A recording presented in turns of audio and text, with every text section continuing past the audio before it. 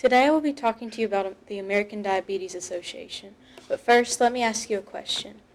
What do my father, my uncle, my grandmother, and my great-grandmother all have in common? The answer? They're all type 2 diabetics. The problem with today's society is not enough people properly know what occurs in the body during diabetes and the big amount of health effects that it causes. Diabetes according to the American Diabetes Association, is the 7th leading cause of death in the world, beating breast cancer and AIDS combined. It increases the chance of heart attacks or strokes, and you are more likely to get neuropathy, nephropathy, and retinopathy, which leads to blindness, kidney failure, and amputations. So what exactly is diabetes?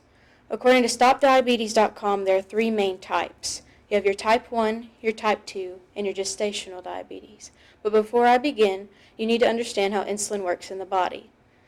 Insulin is like a key to the body's cells. Without the insulin, the glucose can't get into the cells and provide the energies the cell needs to do what they need to do. Type 1 is autoimmune and mostly occurs in younger individuals. The pancreas produces little to no insulin, which keeps the glucose in the body's blood vessels.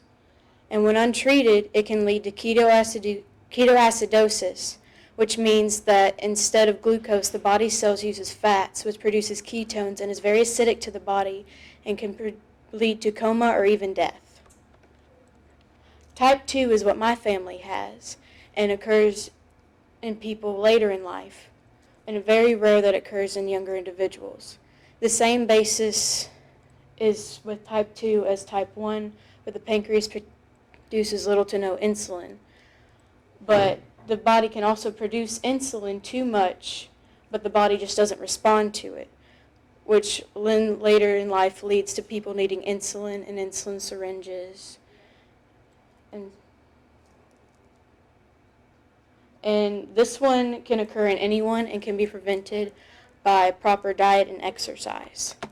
The final type is gestational diabetes, which occurs in pregnant women whenever the prenatal hormones like estrogen, lactogen, and cortisol inhibit the insulin to let the glucose into the cells to provide the energy that they need. Luckily, though, this one is only temporary, and the mother's body, pancreas, isn't as worn out as they would be in type 1 and type 2. So now that you know what diabetes does, what can you do about it? Well, you can protect yourself first from type 2 by maintaining a good diet and exercising regularly.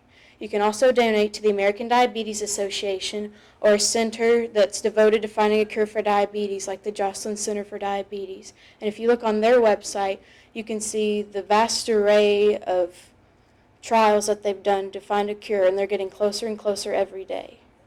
You can also tell others of the dangers of diabetes and how common that this is becoming.